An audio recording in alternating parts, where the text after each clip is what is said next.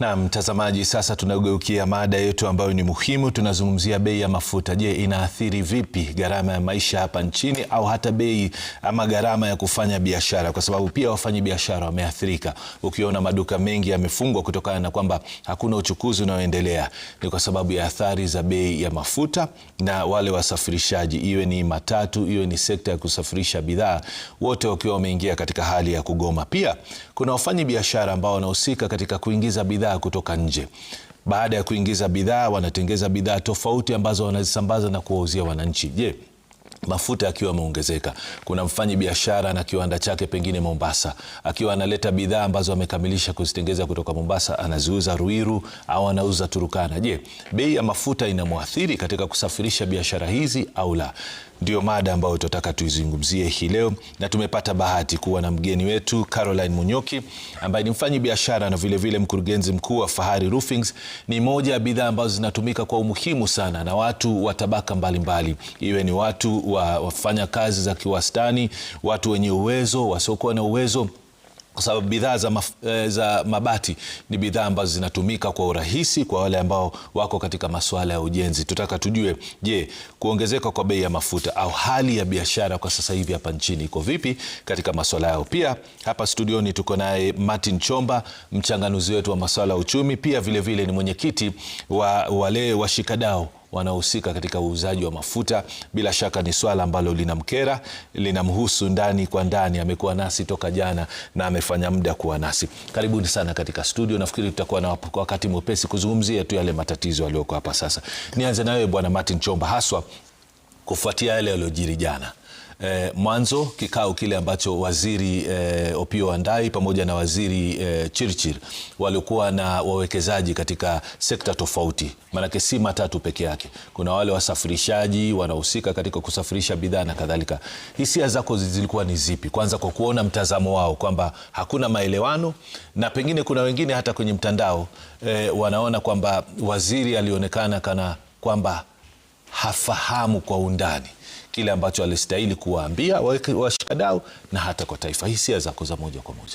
Asante sana Bwana Nimrod, na ruhusu nisalimie mtazamaji wetu na nimwambie kwamba hii Kenya, naambia watu kwamba ni yetu, na kitu cha kwanza chenye nataka kusema ni kwamba ile iliyojiri jana wakati kulikuwa na mazungumzo baina ya washikadau katika sekta ya uchukuzi na cabinet secretary watatu wa finance na transport na energy.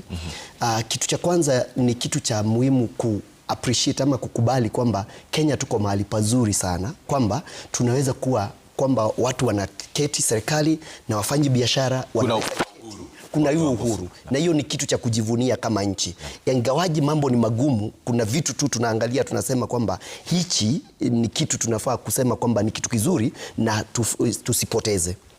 Nikirejelea kwa mazungumzo baina ya washikadau wa uchukuzi na CS Wandayi jana, I don't envy kukua CS Wandayi mahali CS Wandayi yako. Kwa sababu gani? Kwa sababu ako katika mahali ya kujaribu kuelezea vile serikali ama ile tunaita kwa Kiingereza fiscal space, ama ni vile serikali inaweza patiana nini ama inaweza toa nini, lakini haonekani ni kana kwamba ako na uwezo. CS Bandi pande ile ingine ya finance ndo ako na uwezo wa kusema kwamba tunaweza ondoa hii, wakijadiliana na executive, rais na wengine katika executive, tunaweza toa hii na tunaweza toa hii. Lakini CS Wandayi hana uwezo kamwe wa kusema kwamba tunaweza toa hii ama tutoe ile. Ile kitu anaweza chukua ni mapendekezo ya wenye washikadau wa mafuta, ayapeleke kwa wenye wako na hiyo uwezo kikatiba, ndio waweze kupeana notice kwamba tunaweza ondoa hii ama tunaweza ondoa ile. Kwa mtazamo wako, ni hali ya dharura.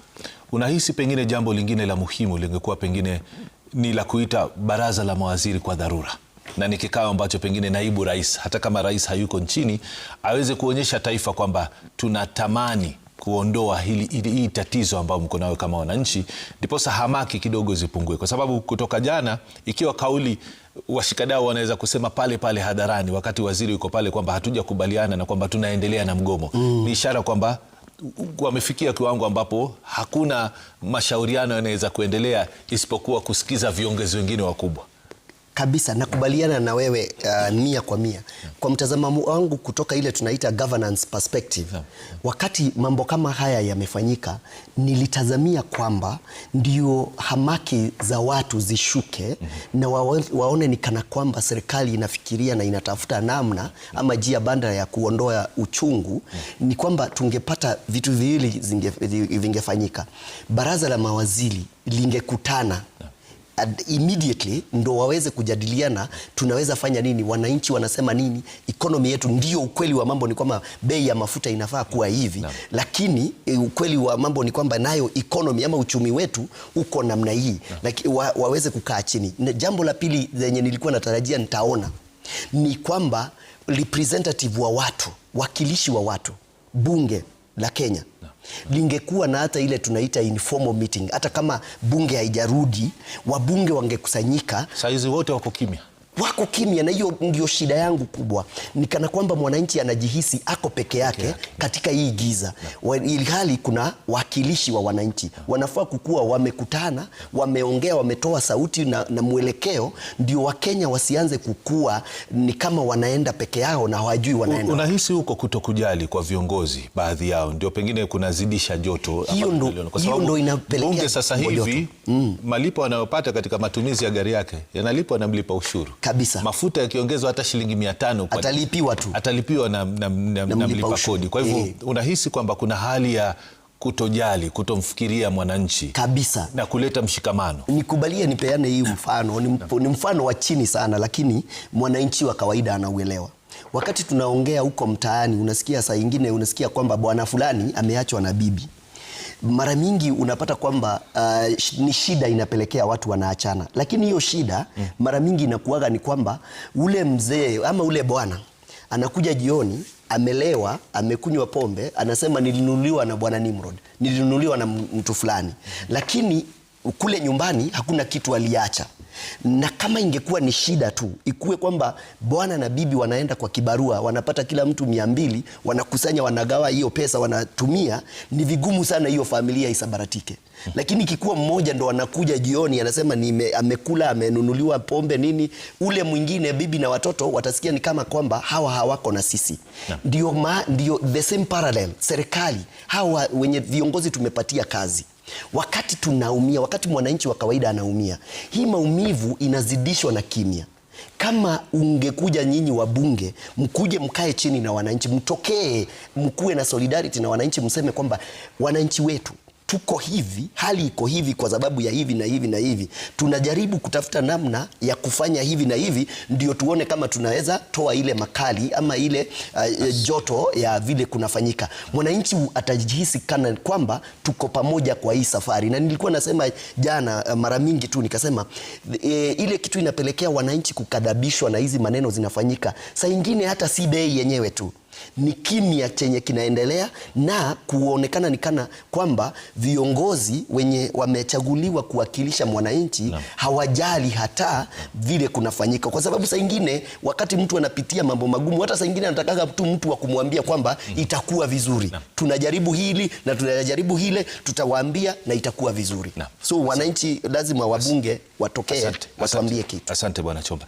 Caroline, nitakuja kwako, lakini kwako sitaki nikuulize masuala ya uongozi. Nitataka tu nijue kwa nyinyi ambao ni wafanyabiashara, wakati bei ya mafuta inapoongezeka, athari inakujaje kwenu na itamfikiaje customer ama mteja?